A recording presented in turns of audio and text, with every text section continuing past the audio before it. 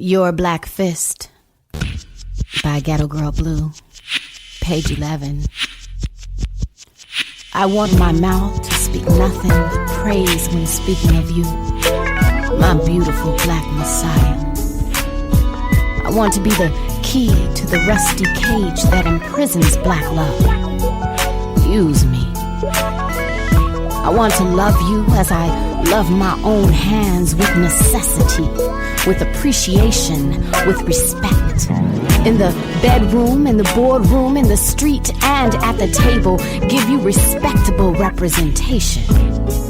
Expecting only truth of you and never fearing it. I want to be a queen who makes you proud too. One who makes you understand that making love to me is among your most noble deeds. In me, your seed is not wasted, but savored and manifested before it is measured and devoured, broken down and regenerated on my tongue and through my womb, in the game of your school as historic files of your pedigree.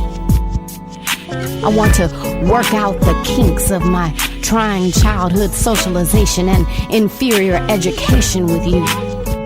Share fantasy and dreams, make plans to follow through, verbally arrest you before working the kinks back into our hair, lay down and cool in our sweat. I want to be your stairs where there were only flat lands, to let down my hair for you to climb into heaven. I want to be the chant in your railroad song and go the distance of the track with you, like the Panthers insist, like Montgomery bus strikers persist, in the taking of our own destiny, in the taking of our destiny into our own hands. I want to be the revolution in your black fist. I want to be the revolution in your black fist.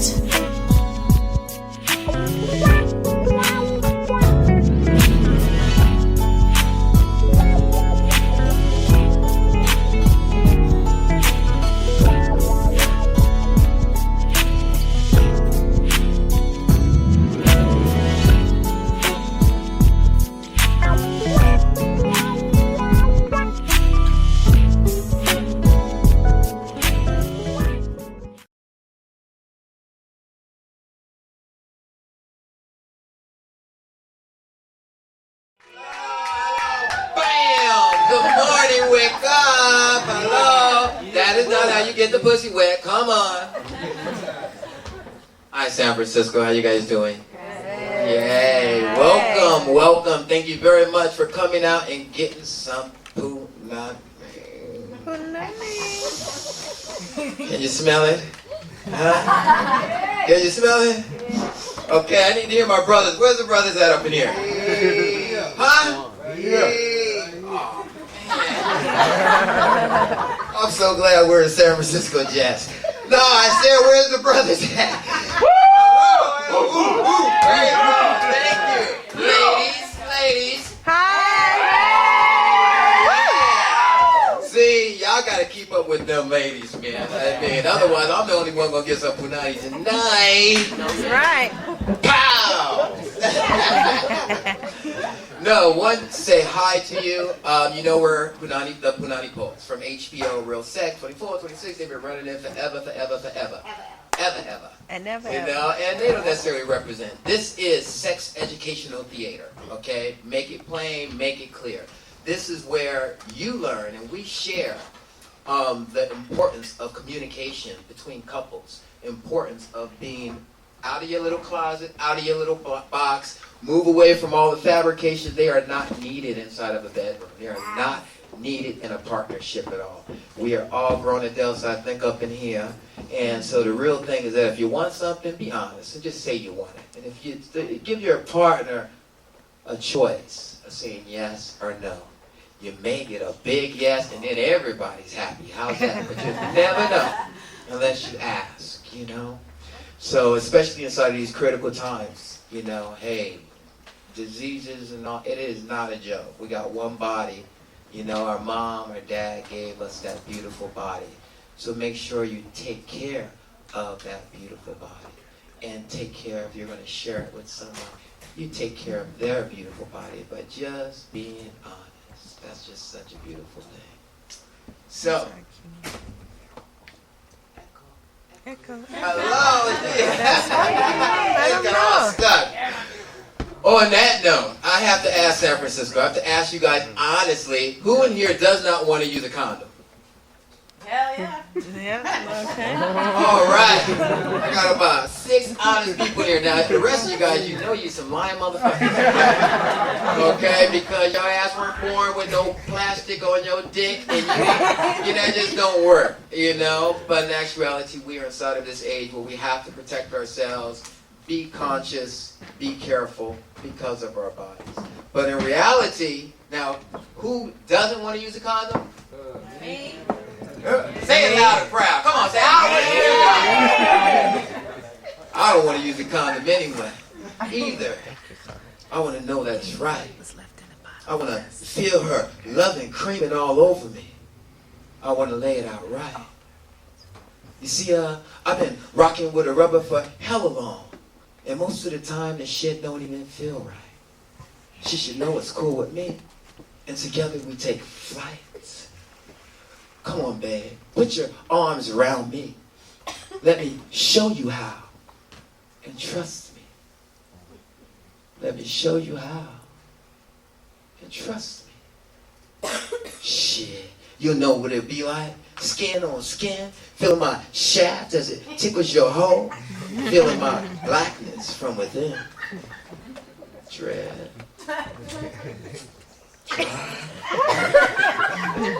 Dread. Dry. This puddle I'll leave you waddling in. Oozing as your legs topples over my back into the second center. I don't want to use a condom. I want to feel it going deep in. Feeling that it's like bending and twitching and wishing that it'll never end. I don't want to use a condom. And my question for you, San Francisco, is will this ever end?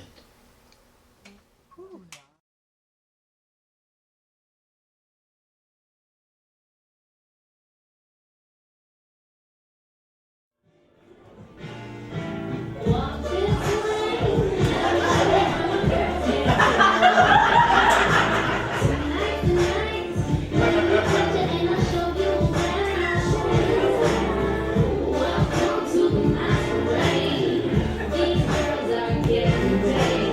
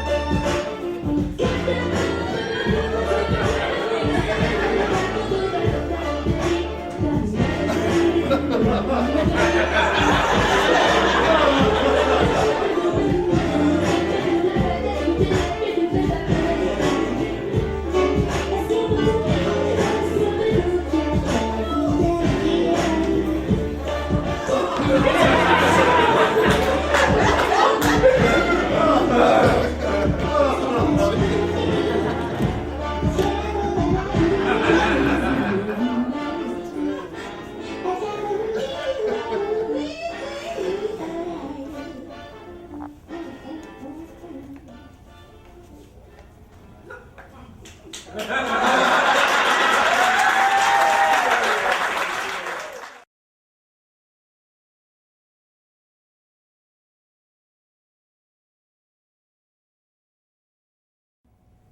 it goes. Passion fruity. Brothers walking around here doing double duty. Passion fruity. Embracing locked the closet, but she had the key. Passion fruity. She used it, lost her spirit. She used it, lost her spirit. She used it, lost her spirit while setting his free. Over passion fruity, he sits quietly in the corner with his man. Knowing that his passion isn't bland, it's laced with a sweet taste, almost fruity. But he looks his wife in the eye and tells her he loves her because he feels like it's his duty. Lying in sheets. Lying, he holds her hand in the streets, gripping his own tongue with his teeth, scared it will betray him. His lies become unsheathed, and she wonders why he's always so slow to speak with her. But will stop everything to activate his cell phone, speaking to holler at Roger, but that's what men do. Roll with the boys, find joy in bonding, but they don't watch football together.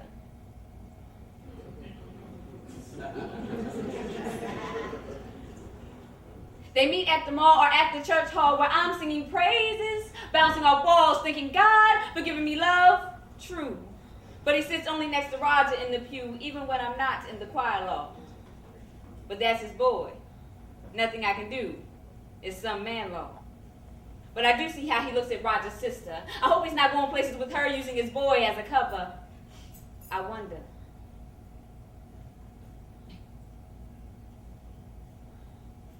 I wonder if she notices the way I look in his eyes. Sees his hand on my thigh in the sanctuary. His touch makes me high and it's all a little scary and I'm wrong for cheating. But I've been momentarily weakened every single weekend, but I'm not gay though. I'm just experimenting. And she gets plenty of loving. I guess no complaining, and we're married so we don't use protection. She gets suspicious if I started barrier placing. Well, honestly, y'all, I like penetration. So I close my eyes to escape whenever he puts it in, pretending like this isn't what it is, so I don't know where he's been or if he has anything because I don't ask. I just like the pressure he supplies with more than just his hands, and if she were ever to find out, she'd be hard-pressed to understand that I need this. And I need her too. Every man has an image he must adhere to. What else can I do? Now, Roger has another perspective. Because his reality is different. He's honest with himself about his lifestyle, does what he needs to do with a smile, and people love him if they know or if they don't. And he's trying hard not to fall in love with a married man. There's no need for another heartbreaking, but he's like a drug zone and he's drawn to it. His style, his intellect, his sense, and that's exactly how she describes it. So they both sit separate, passion fruit tea steeping, both wife and lover, ready to partake of it hasty, and knowing that he loves and protects only him, reveling in his hidden passions, far from bland, he makes sure that it's tasty, almost fruity. See, he be passion fruity. Brothers walking around here, doing double duty. Passion fruity. Embrace and lock the closet, but she had the key. But one night he slips. He slips a kiss to his sweetie in his sleep. Says, baby, please take me. Flips the position, reverse spooning. Awakens suddenly. She says nothing. Raj, please take me. She says nothing. Watching the key turning. Unsure what she's seeing, hearing, feeling. Her heart breaking. Her soul aching. He grabs for him. He grasps her skin. She realizes his affliction, his affinity for cheating, so she forces him to feel her realize what he is doing. A rude awakening. To her on his cell phone. Simply communicating. Roger, he's calling for you in his sleep. My husband, I shouldn't be hearing this conversation. Here he is. Take him. He sits baffled. Appearances trampled. And she shackled. Forcibly gives him his freedom. Passion fruity. Brothers walking round here doing double duty. Passion fruity. Embrace and lock the closet, but she had the key. Passion fruity. She used it, lost her spirits. She used it, lost her spirits. She used it, lost her spirits, while setting his free.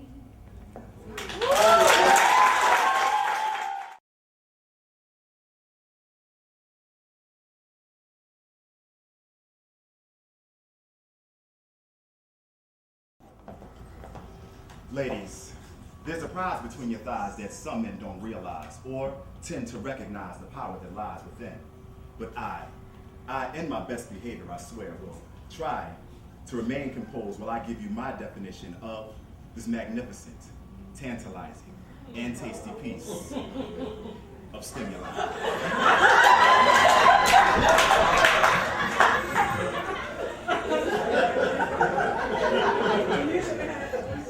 Now, for this occasion, we must give a standing ovation at first glimpse and observation at one of God's most important, vital, and remarkable creations. So I'm going to ask you to spread your thighs. Feast your eyes and get drunk off its Udavi. And behold, the queen of all queens, I present to you all the magnificent pussy.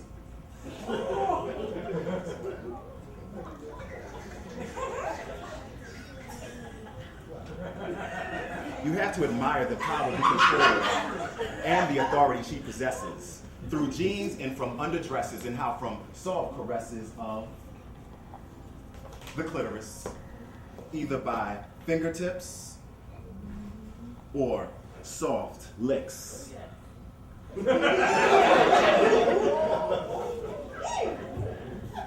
From ass to tip will take us both on a fucking eagle trip.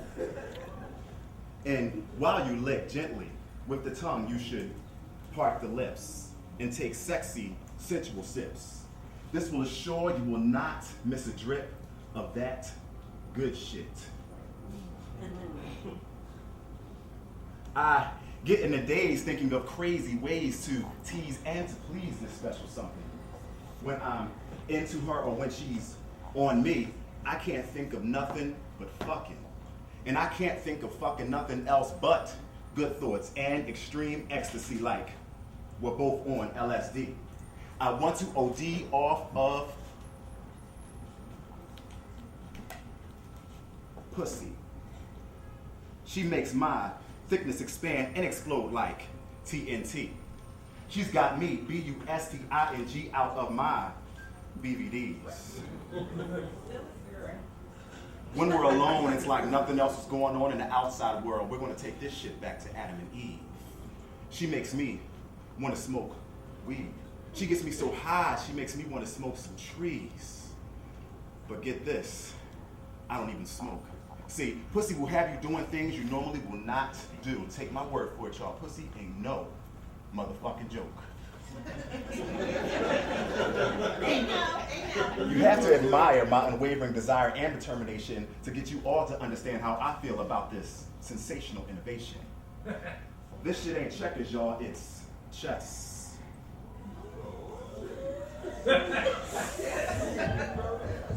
There are no, I repeat, no imitations. I know when I first got up here, I spoke on how I wanted to remain composed, but when I'm in the presence of such great pussy, it drives me so wild. It makes me want to take off all my clothes.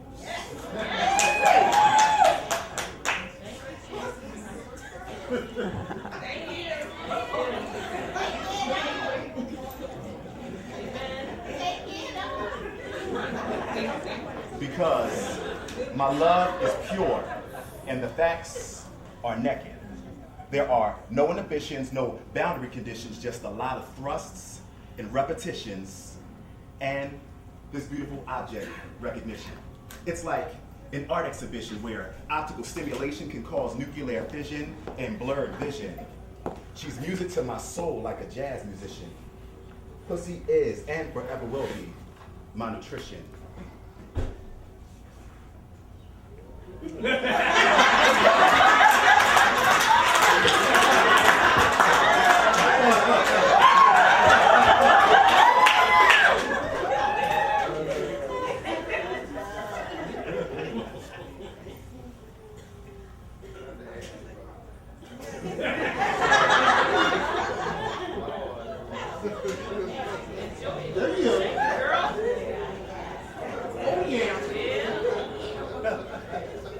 Either using vibrations or tongue circulation, it can cause elevated elations.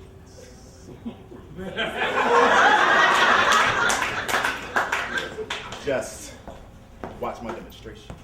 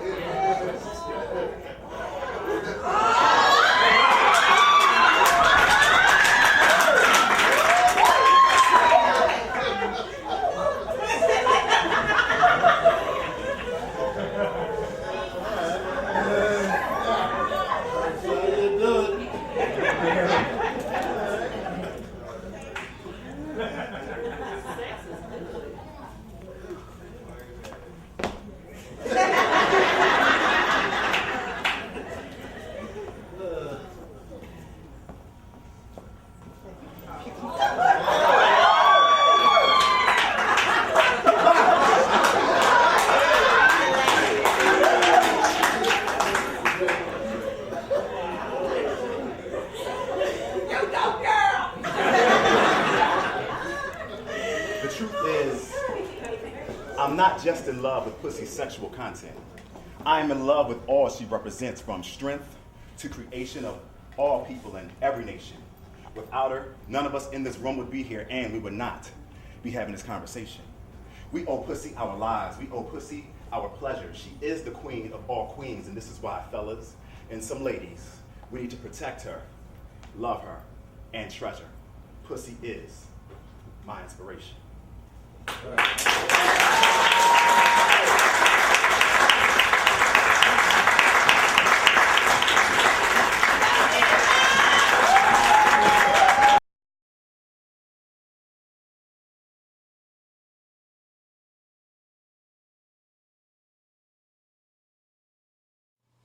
We did it. We went there. To the place they talk against. To the place that ends relationships. To the place that ends relationships. To the place that stops hearts, kills spirits, breeds fear, fuels hatred, hurts, ends lives. See, I had been bad, often. And you were strong, always. I needed to be punished, and you were good at inflicting pain. You had seen how it was supposed to be done. I am your drunken father. So slap me, pull my hair, spit in my mouth, harder, faster, deeper, fuck me, daddy. I am your bitch. It begins. We should stop. I may begin to like this, you won't. But I could not see your truth for mine. Soon, I could only come this way. And violence is wet and messy, a flood of emotion that leaks everywhere and drains everything. And by the time the police were standing between us, our careers were on the line. Our fetish, a freak show. Our friends and family stood in line for tickets, placing wagers, waiting for the bell to sound and signal the next round. And when I looked at myself in the mirror, I didn't recognize myself. With my scars on the surface.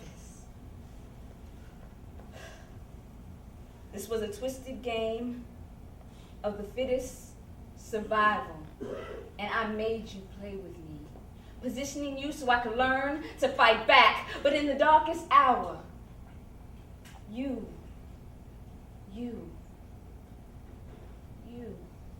showed me where gentle is, on the inside, to the second knuckle, up and back. You manipulated the softest part of me, and I melted like molten lava in your hands, relinquishing control. We did it. We went there, to the place that is hell for so many fallen lovers. But we survived, learned forgiveness, the meaning of grace. We lived to love each other again, and to make love to each other without crutches.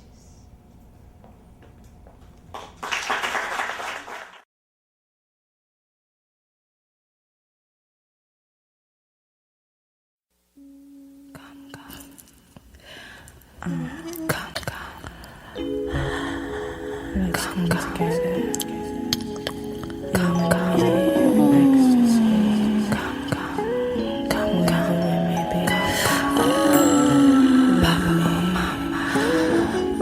Papa. Come, come, Papa, oh mama. Come, come, Papa, oh mama. Are you ready for what I'm sending? I'm about to give it to you if you're willing. Ready to take flight in the midst of the night. Mid-afternoon at your roots in the back room. So like the sun on the edge of the dock as I rock your boat, your shell, forgive me not. Ooh, please, baby, bring me tumbling down to my knees, 360 degrees. He aims to please, satin sheets, your better leaves in the breeze. It's in the passion while I'm tapping that ass and mangoes for strawberries in the top and you won't with the eating of the cherry, yes. Cherry dress from the nipples of my breast. You have now been seduced by one of Punani's best, yes. Come, come, Papa, oh mama. Come, come. Come, come, Papa, oh mama. Come, come, Papa, oh mama. Come, come, Papa, oh mama. Come, come, Papa, oh mama. Come, come, there's nothing better than the deep depths of a warm cock, make it scream non-stop while at the bottom of the night. You got me open like a used prophylactic, very similitude, authentic is this position and mood. Our rhythm emotions make a tune, the sound we see, making me cream right yeah, between my knees. Come, come, don't stop, here it goes. How long will it flow? I don't know. Ain't no telling like Jack Joe Helen and yeah, it gets swelling for the flavor of a twine. Have no shame in your skis game. If you got a little wig or a big thing, it's all the same. As the vaginals kegling, know what I mean? Come, come, come, come, Papa, oh mama. Come, come, Papa, oh mama. Yes, come, come, Papa, oh mama. Come, come, Papa, oh mama. Oh, come, come, Papa, oh mama. Come, come, Papa, oh mama. Come, come, Papa, oh mama. Come, come, Papa, oh mama. Listening to the head doctor, Passion and Mary Jane. I start perspiring. X visions of you, a sensuous woman in me. Tell me what you want, put on your dreams, what you menagerie. Could it be that it's saying that I am feeling this episode in your lands?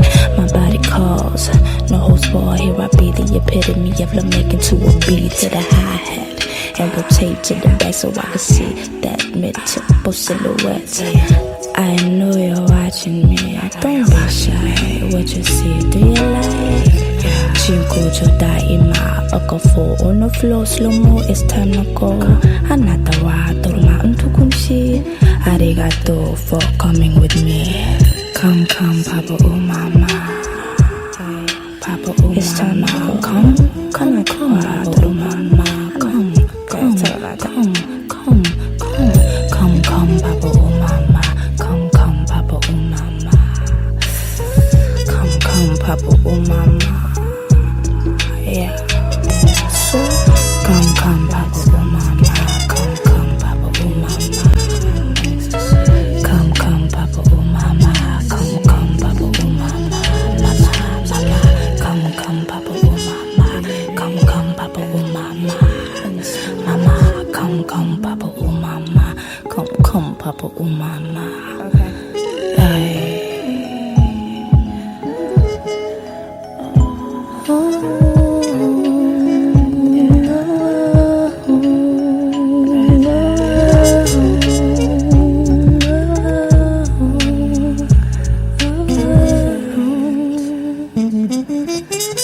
Come, come, Papa, oh mama.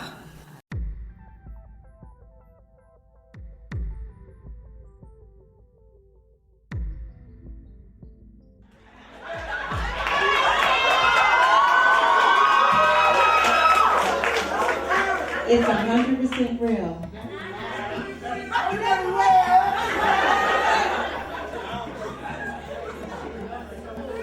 We're going to take a moment to cool you guys off just a little bit. One more time. I'm actually about to tell you a little history of these bugs, if you will. And this is a story of a young South African girl as she prepares to leave her native land. She is warned by the old wise one clicks, clacks, and coos. She says, do not go to this foreign land. Do not trust this white man. In this hand, he promises you gold, but in this one, he will steal your soul. Come with me, Sarki, to this foreign land. I will show you a place where the streets are paved with gold. Gold, thinks Sarki. Resist, I can't.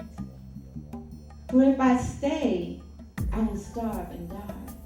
This hunger I feel is so real.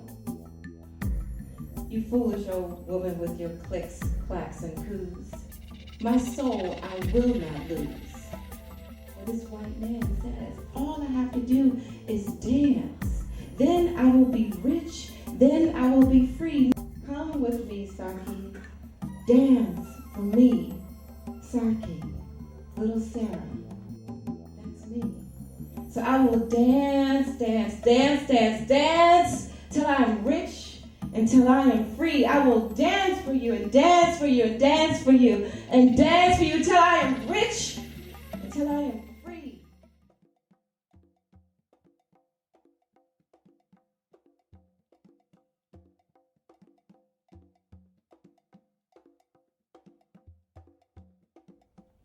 Here I stand in this foreign land, in a cage, as a freak. This Venus Hottentot, that's me. Is she a beauty or is she a beast? And the word is she can be seen with her dancing buttocks, naked on Piccadilly Street. I've danced for you, my love, for 6 years. I am tired and I am sick. Bong, bong, bong. I listen to the sounds of this foreign land, but I miss my home. I miss my soul.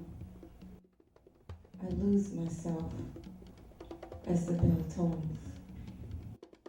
The Venus Hottentot has danced her last dance. Last night she died. As they laid her body, they covered her in white. What a short, unfulfilled life, for she never knew her truth. For you see, she was envied by the white. As they paraded around in their corsets and their bustles, a trivial imitation of her life. Oh, Sarki, those green-eyed monsters, they exploited you for your body, your pussy, your butt, your soul, telling you you were the beast as they filled their pockets with gold. Still in her death, there is no rest. For nearly 200 years, she stood frozen in death. For in a curio case, she was still displayed every day, and every night they shrouded her with that sheet of white. A reminder, white beauty is supreme. We will write this in history. They will never learn the truth.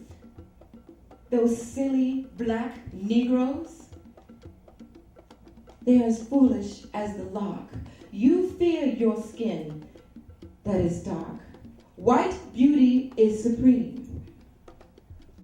Bong, bong, the same bell still chimes.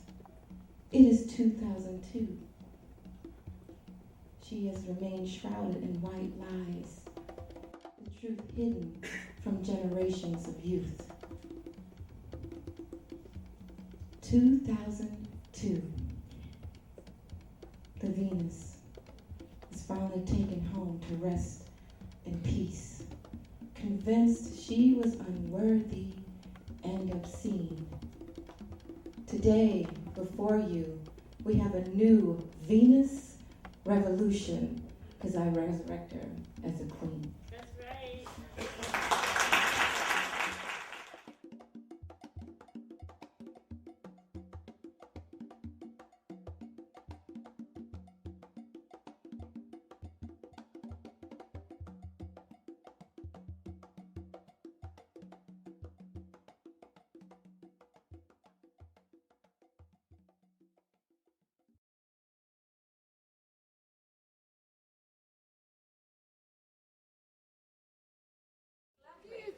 I like the colors. Jessica Holter's The Punani Poets, Verbal Penetration. Oh, penetrate me.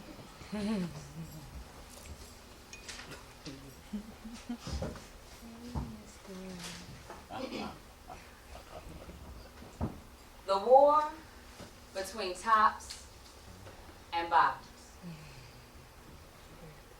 Late. Her hips pressed against my ass. Hot. Because he was watching. It's like that. It could be. But what she really wants to do is fuck a man in the ass. Like that? Yep. She's never done it before. I lied not knowing it yet. 45 minutes in a bridge ride later, my phone rang. Booty call, booty call, booty call. I wondered if I could download that ring and set it for the men who phone disrespectfully after 10 o'clock p.m. It was 2:15 in the morning. Is it cool? I'm on my way to your pad. I looked at my woman as if to ask permission. She returned a sly glance as if to say, bring it on. 5 minutes inside, he was just parking, but she was already showered and strapped. I had seen her that way many times. Her plump ass squeezed between 3 black leather straps, holding in place a 9-inch dick that I handpicked from Good Vibrations to match the John Henry hunk of the man I used to call my husband. It was large, slightly flexible, jet black, and bulged with human vein-like texture. I had a special relationship to this dick. It was mine. And I was particular about it. To me, it was as real as any dick, as in relationships. It would only stray if I got careless and lost it.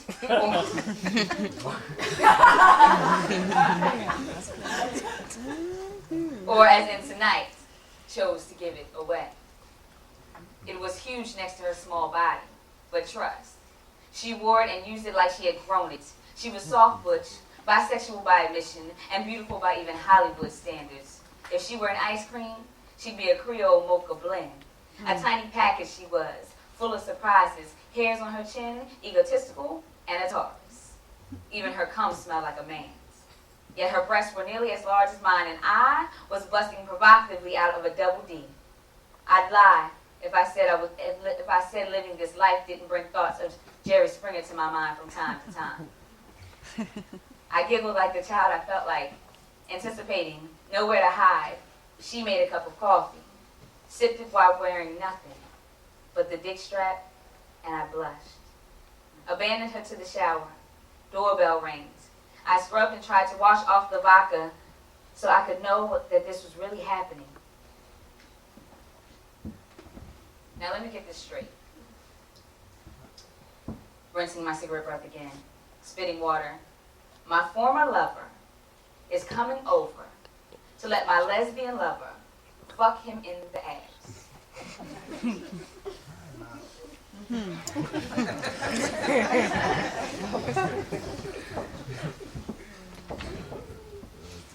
I shook my head a couple times, but the thought was still there. My heart would not stop racing. It wasn't sexual excitement.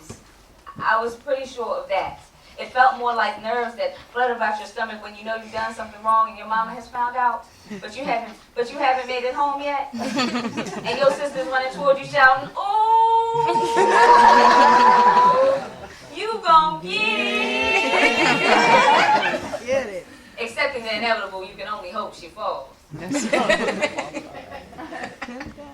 I had known him for as long as I had known my own sexual being.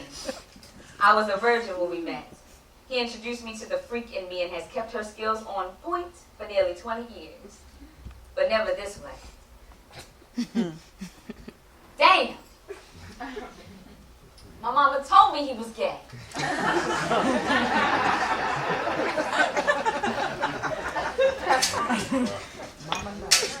I was thinking this when he stepped into the shower, washed my body, kissed me everywhere just like he used to, and did that thing that he does with his thumbs, massaging my inner thighs down to the bone, gently stretching my pussy with circular motions until I had the urge to press down and give birth to another level of our homey lover friendship. I was melting in the heat. I cooled the water down, kissed the softest lips I'd ever known, and said goodbye to lovemaking as I had known it with him.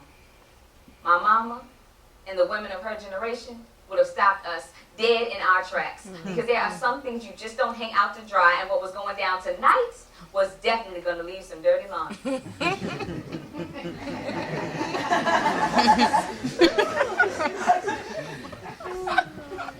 She made it easy to get started. She didn't believe in awkward moments. He stepped out of the shower. She pushed me into him. He held me tight, lit a joint, passed it around. The kissing commenced quickly. I couldn't suck her pussy with the strap on and her legs so tight like they always are for me. So I sucked her dick, then his. He ate my pussy, then tongue kissed her ass. She ate my pussy, then tongue kissed him, then put her tongue to his rim for a very long time. He wanted to enter her. She wasn't having it. I stepped out of the room to grab 2 rubbers while they decided who's on top and what's on second. I don't know.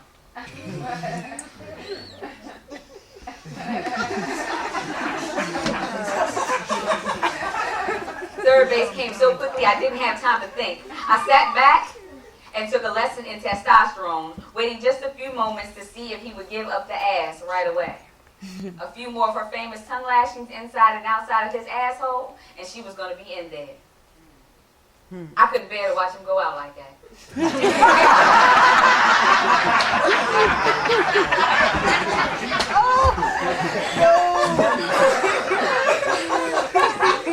I mean, I wanted to know, but I couldn't watch.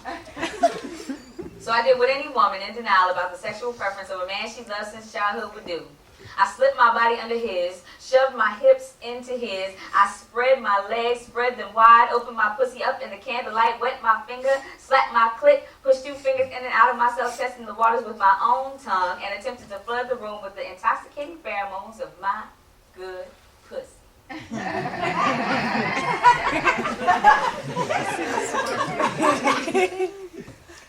But all I could smell was his ass.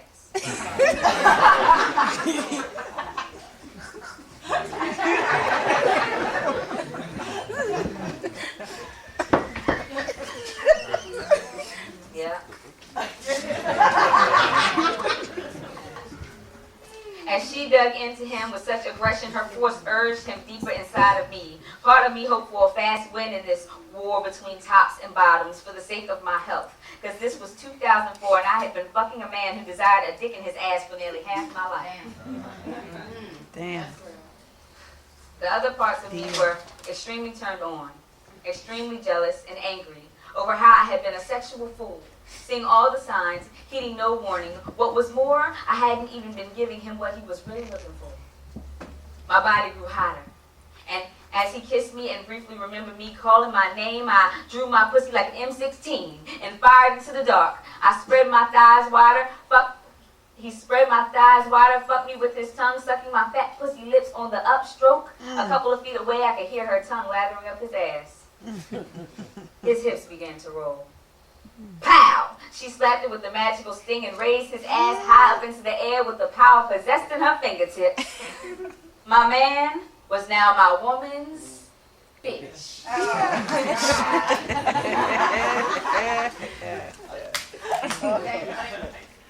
And the 9-inch dick I had handpicked from a little Berkeley sex boutique that reminded me of my husband and gave to my lesbian lover to fuck me with was now in my soulmate's ass. Deeply. in his ass.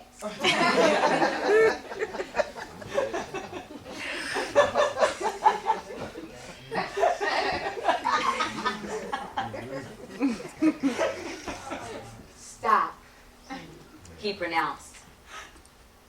Candy in my ears. She withdrew. He caught his breath, then whispered, tell her to put it back in. My pussy got numb.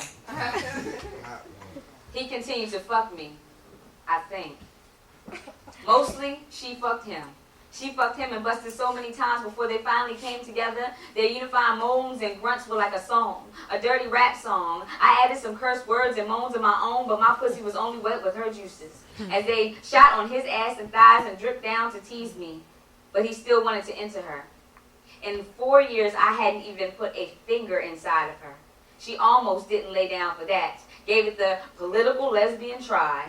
Before her legs were spread so far apart, I didn't recognize her or her porn star vocabulary. The pair weren't fighting anymore. Thank you, thank you, thank you, he repeated emphatically over and over as he dressed. He really meant that shit. I had 2 G's in my bed, giving me the kind of truth you don't even get in church.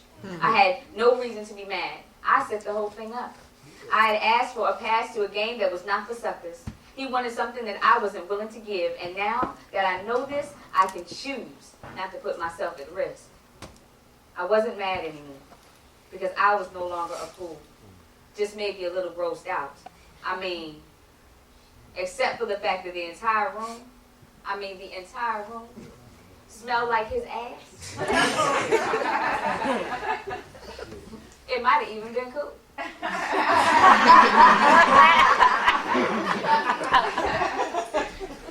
Damn.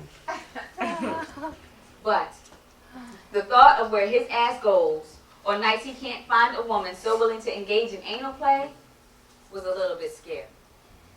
It was 4:15. He went home to his wife. I drank my girl's cold coffee, sat down at my computer, and ordered a new dick online.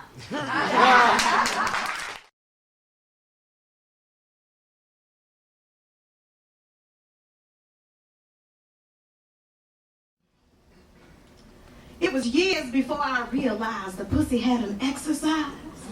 So if you've lost your muscle tone and it feels like wide open space instead of an erogenous zone, then kegel.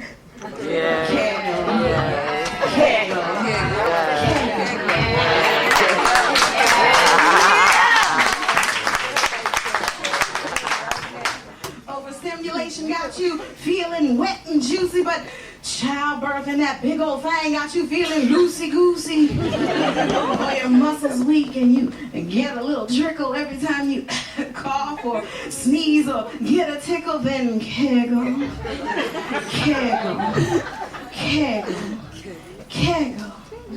Strengthen up those pelvic walls so you can grip that dick and squeeze those balls. I promise you he won't ignore it. They even got a barbell for it.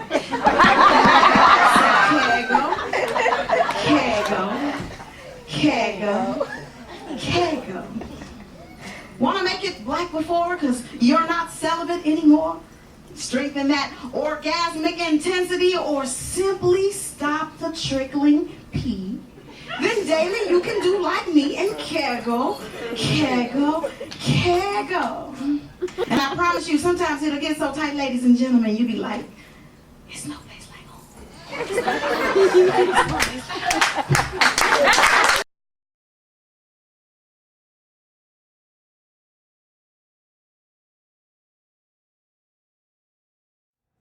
Fans far beyond heterosexuality about mothers and daughters having conversations. When she said that, it twanged me a little bit. Did that get to y'all a little bit when she said that? Yes. Because you don't really think about it until somebody says it. It's like, damn, no, my mother didn't say nothing to me. So, I realized that about my own situation. I realized definitely when you have to come out about your sexuality to your parents.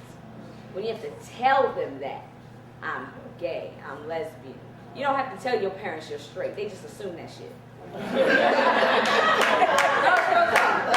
real talk. They just assume that shit. shit. So you don't have to talk about that. That's mum's the word. They just go with it. So when you have to tell that to your parents, it opens up a whole new can of worms, because then they actually have to face the facts that they got to talk to you about who you choose to love in this life. And it's because you're choosing to love this person in your life because that's your natural inclination. That's all you know. So I wrote this piece about a conversation me and my dad had about my sexuality.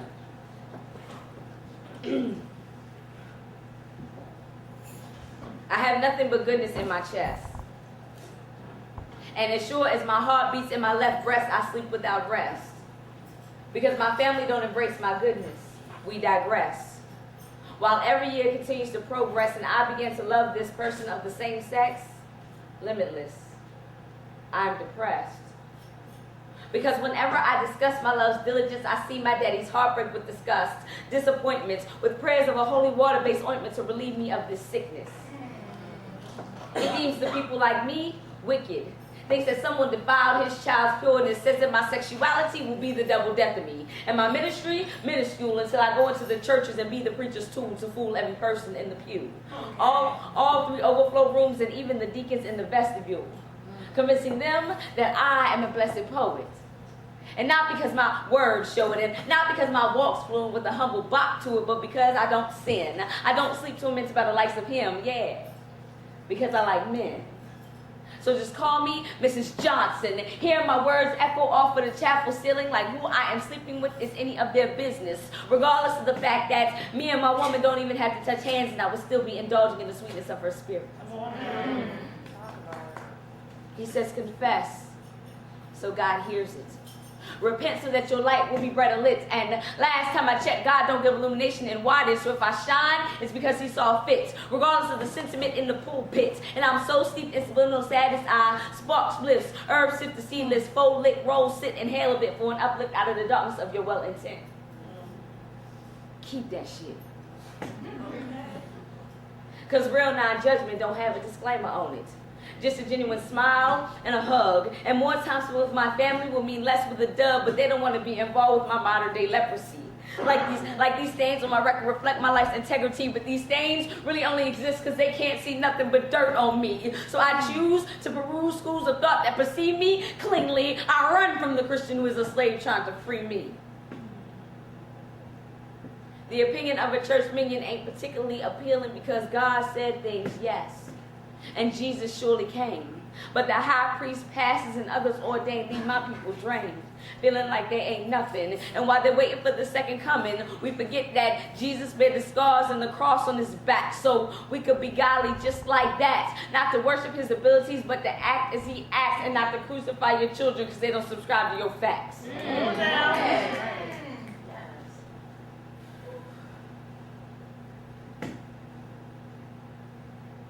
But my depression is not your problem. And my happiness is not your trauma. So I exist in the throes of insomnia because my family, minus my mom and some, can't understand that the way I live and who I love has nothing to do with them.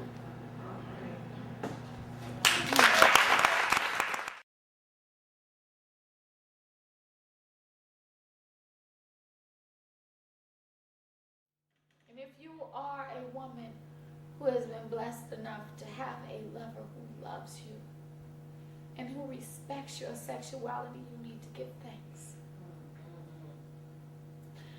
Say, sister, how much is it going to cost you to lend me your ear?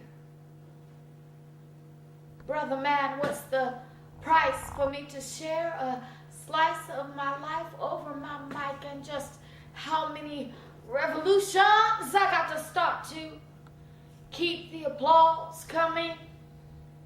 How long you gonna keep the padlock on my panties before you will grant me the right to heal myself like Tupac? I want to chill myself with vicarious life of poetic song. Like Sonia, I ride. Like Sonia, I do so I won't have to kill anyone. when I heard her words resounding through my mind with the force of my own voice. I was shocked to hear them. I laughed just a little bit to hear them and was soothed to feel them wrap themselves around my kind of fear of death. I ain't Martin, been to the mountaintop, ain't fearing any man. Luther seen the promised land, king. I ain't ashamed to say I fear death. I do. Much the same way as I fear the tippy, pausing, ill-skinned squeak of my daddy's shoes as he crept into my room, lay atop of me, spewing contradictions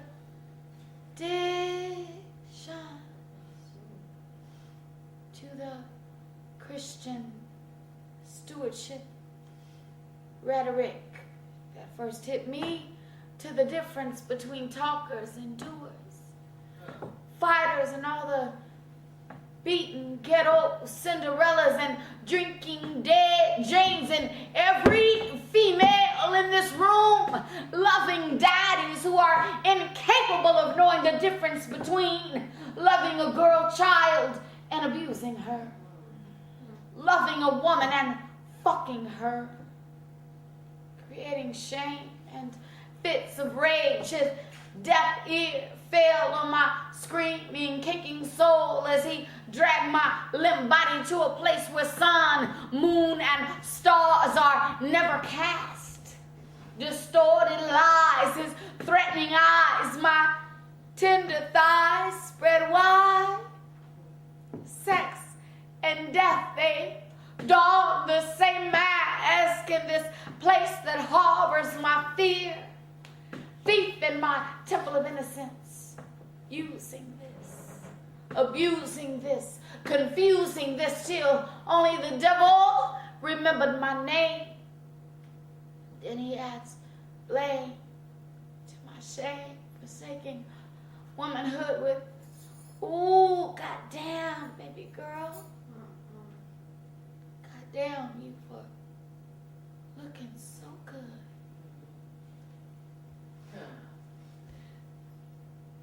The only daddy I ever known killed me a little more each time. His sweet deacon minty tongue slipped into my speechless mouth. And you better not never tell nobody. Don't tell nobody. Don't tell nobody. But who would listen to a ghetto girl blue caught in red tape raptures whose only answer was another doctored, fostered, fake ass getting paid family? I use the term loosely. The pad became my sister. The pen, my brother. The Punani poets, my ministry. And so I write. Freedom of words blew breath into me until I was revived. And now Punani saves my life, keeping me alive, maybe save somebody else's life, a little rhyme at a time. So to all those third-eye motherfuckers hating on my kind of fear of death, to all those third-eye motherfuckers hating on Punani yet loving GGB, still not understanding me, don't own a gun or even possess a permit, talking about revolution, revolution, revolution. That's pure rhetoric. Telling me, don't you talk about Punani, don't you talk about pussy, don't you talk about pain, don't you talk about healing yourself. Well, fuck me for wanting to make love, not war.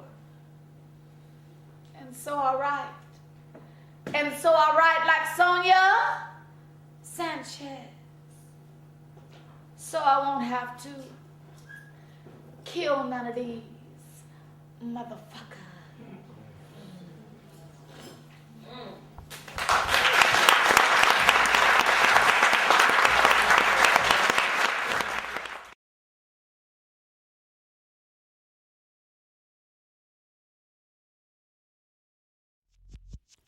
I want my mouth to speak nothing but praise when speaking of you, my beautiful black Messiah. I want to be the key to the rusty cage that imprisons black love. Use me. I want to love you as I love my own hands, with necessity, with appreciation, with respect. In the bedroom, in the boardroom, in the street, and at the table, give you respectable representation. Expecting only truth of you and never fearing it. I want to be a queen who makes you proud too. One who makes you understand that making love to me is among your most noble deeds. In me, your seed is not wasted, but savored and manifested before it is measured and devoured, broken down and regenerated on my tongue and through my womb in the game of your school as historic files of your pedigree. I want to work out the kinks of my trying childhood socialization and inferior education with you.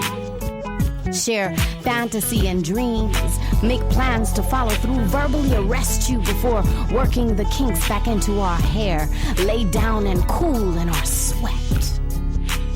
I want to be your stairs where there were only flat lands, to let down my hair for you to climb into heaven.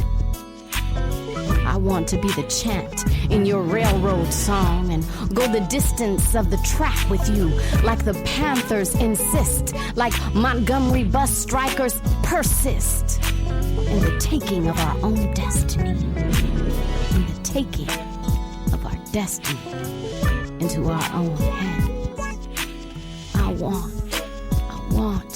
I want to be the revolution in your black fist. I want to be the revolution in your black fist.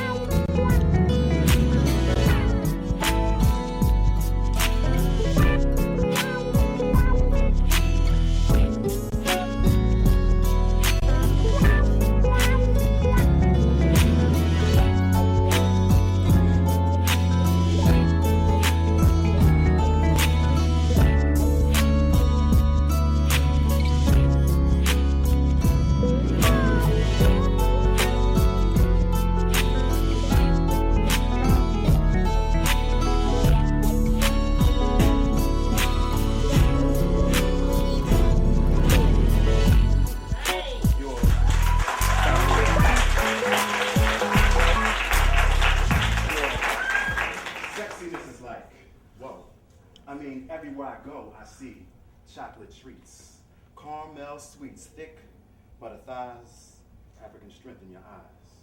So proud, so strong. You could be short, tall, supermodel type, full size, 5'5" with brown eyes. Hell, it doesn't matter because in your presence, I'm paralyzed. By your blackness, I'm mesmerized by your sexiness. I apologize for the ignorance of my fellow brothers. We know no better, but you have to understand that you can cause any man to get real dumb. Brain numb. There's so much to learn from you. I tell them it's not just about getting some. Your intelligence, your elegance, tolerance for nonsense is confident, self-evident, which you are, which is a natural black queen. Ruler of this earth, mother of everything. Concrete and abstract, spiritual, and as a matter of fact, I salute you, praise you, and recognize your true meaning. You're all of the above and more. There's not enough time in this poem to express my feelings towards my fellow sister, just know you are appreciated and I am dedicated. Remain standing tall and strong while others think you're on your way. I think you've already made it, my sister.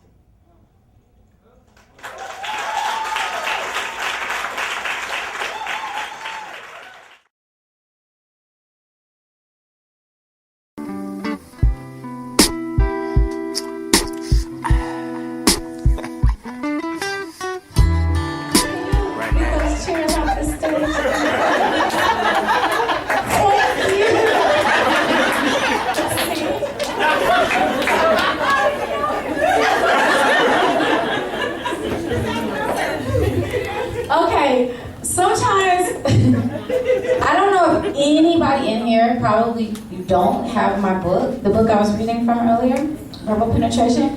It's an anthology. I publish anthologies. I've had 8 anthologies. Well, 8 books, but like 5 of them are anthologies. Which means if you are a closet writer and you want to send me some stuff to consider to publish, let me know. This piece that is going to be acted out by Miss Pearl tonight was written by a good friend of mine named DJ Blackman. It's cute, it's short, it's interesting. It's not poetry. This is called prose. So if you are a storyteller and would like to share something, this is why I put this in the show so you can see how easy it is. Okay, lunch break. I'm checking the clock. Usually it isn't difficult to make it through an entire day without sex. But on this particular day, I was feeling incredibly aroused. Looking at the hot dogs in the AM PM even made my nipples hard. I checked the clock for the time and decided to take my break. I put my back and hat now sign on the door and went into my office, closed the door and locked it. I laid my jacket under the door and spread my coat out on the tiled floor, laying on top of it. I was careful not to let my ass rest on my coat so as not to drip anything on it. As I lay, I slowly and softly began to caress my swollen folds. I could feel tiny rivers of wetness begin to trickle down the crack of my ass. On days like this, a good stiff one, and I don't mean a drink, would be great, but as I was not currently attached and casual sex didn't really appeal to me greatly, my own personal gratification methods would have to suffice. 1 finger, then 2 inside, 3. Yeah, that felt right. It was warm and wet inside. Whimpers of desire escaped as waves of orgasm wrapped my entire body. If I had had a man inside of me, he'd have to stuff something in my mouth to keep me quiet. It was all I could do to keep the whimpering from becoming too loud. I lay there a few moments and then sat up, mopped up the tiny puddles I had created on the floor with napkins, and sat at my desk another 15 minutes before unlocking the door. As I washed my hands, I smiled, thinking this was a good lunch. What was I going to do for dinner? A knock at the door interrupted my thoughts. My boss peeped his head around the door. "Did you enjoy your lunch?" he asked, smiling. "Yes," I said, smiling, a wicked secret smile. "Well, whatever you had must have been good. You look positively refreshed. Maybe next time we'll have lunch together and I can have some of what you had today." I laughed out loud. My boss was an attractive single man. Maybe letting him have some of what I had at lunch wasn't a bad idea. I'm watching the clock.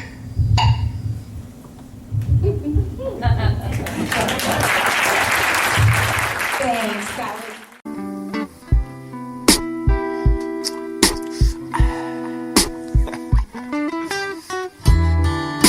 Right now, at this moment in time. I don't talk about sex. I'm just here as an author. But hey, you know, I was there. I had some lacy shit in my bag. They just throw me out here like a cheap boy. But so my name is Honey T. Let me see who talked to me today or at some point in time. Email, phone. Hey, friends. That's me. I'm jack of all trades, master of none. Just kidding. But the moral of the story is I wrote a book. It's called I Love My Tan. This is my book. And a tan is a trifling ass nigga. Please, sir, don't say anything. I just feel like you're gonna say something.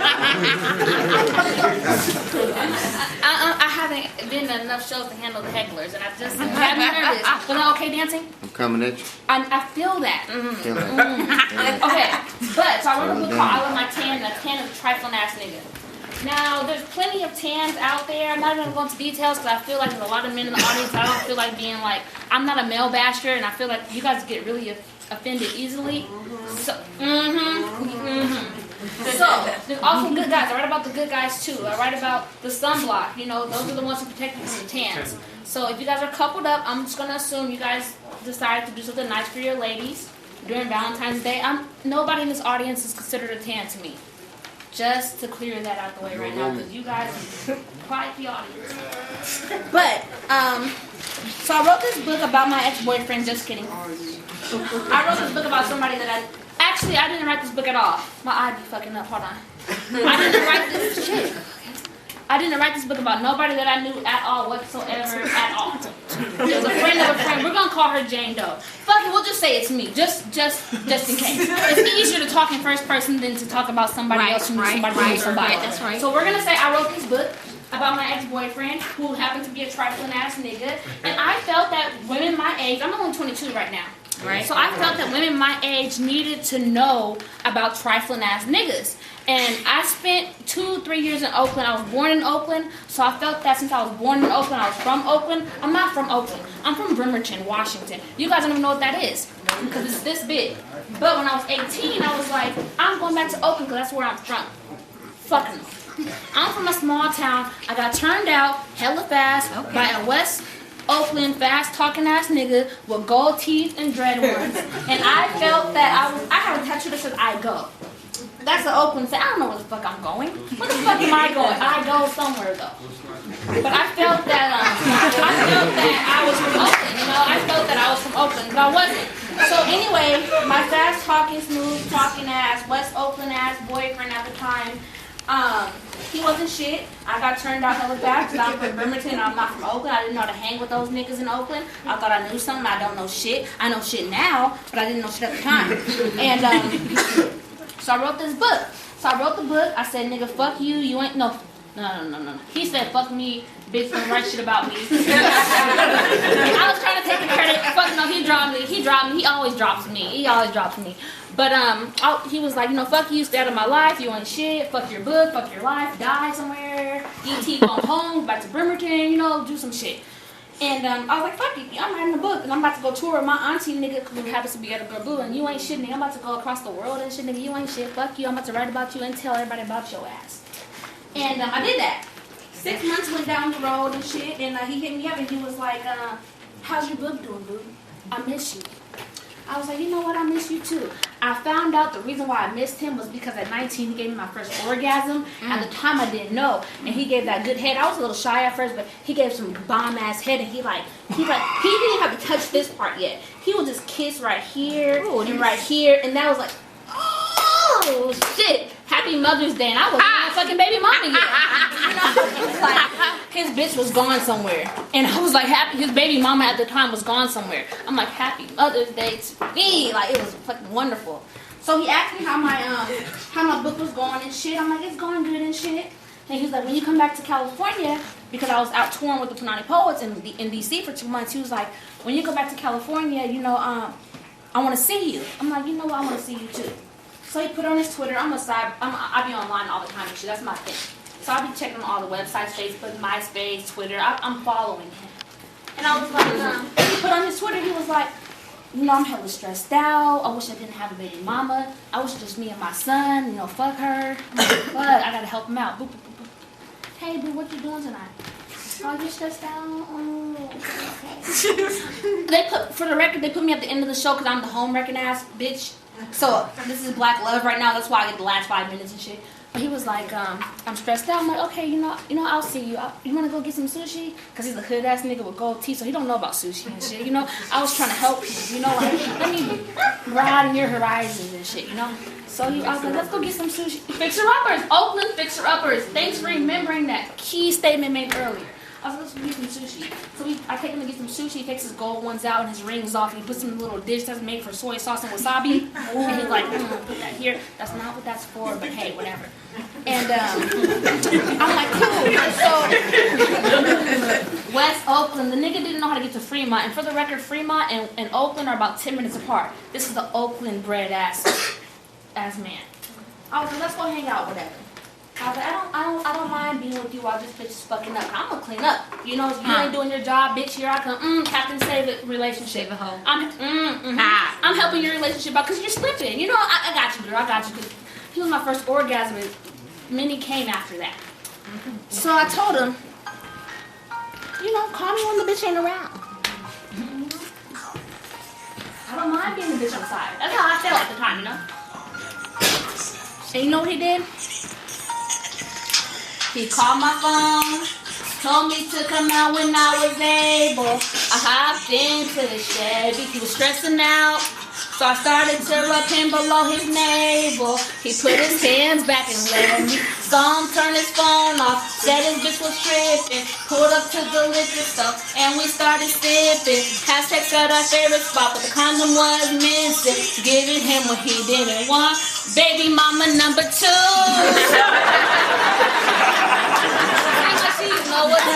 I'm baby mama number 2. Talking hella shit like I got her man trapped with some glue. Me and her fight, we fuss, we argue. Cause now she feel like she got a lot more to prove. And whenever BD gets in the mood, wasn't my plan to have a kid when I had my legs wrapped all around him.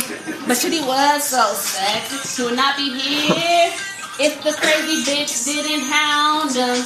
He was too damn ready. Saw him turn his phone off, said the bitch was tripping. Pulled up to the liquor store and we started sipping. Had sex at our favorite spot, but the condom was missing. Giving him what he didn't want. Baby mama number 2. You don't really say much, you know what to do.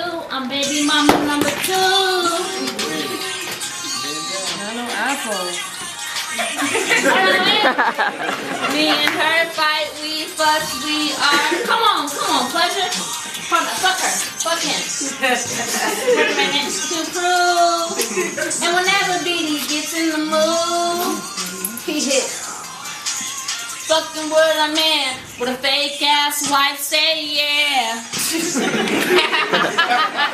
I'll be making plans cause he's stressing out his life, say yeah. Take him to some places that bitch don't know about. You fucking with no condom, please make sure he pull out. I ain't afraid of doing what I have to do. Baby mama number 2. No, but I am. But the moral of the story is, I'm not. No, for real. I make songs and shit about it. I make songs and I write books about it. But the nigga ain't paying child support. So that's why I'm writing songs and shit about it. I'm not really proud of that. Conveniently, I get to travel with the poets and talk about how trifling he is and talk about how he don't pay child support and have you guys laughing when I'm gyrating to fucking Pleasure Pete and saying how I'm a baby mama number 2. But no, that's not a good thing. It's really not a good thing. You're right, sir. You're right. I have to get in where I fit in. You know what I mean? Like doing the melody words. I was like, humming to the shit and shit. You know, words. You know. Is there any other baby mama number 2s out here? I just like to know. I'm gonna take pictures afterwards. I got a whole album dedicated to Facebook to all the baby mama number 2s. Anybody? I've met one out of 4 shows. I met one baby mama number 2. Fuck. It's okay. Everybody else. One girl banged on me one time. One girl was like, she was like, I'm a number 1. I was like, fuck you, bitch. Fuck you. And she was just a fan. You know, she just came in. You're talking to the wrong one. But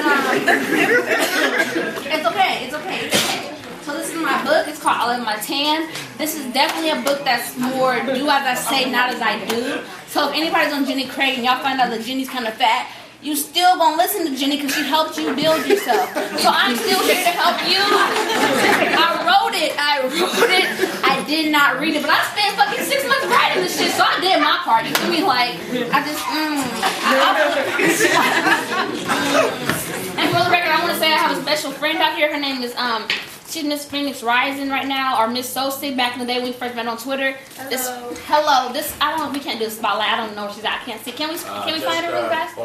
She's like this way, kinda, sorta. But when I first, she's like right here.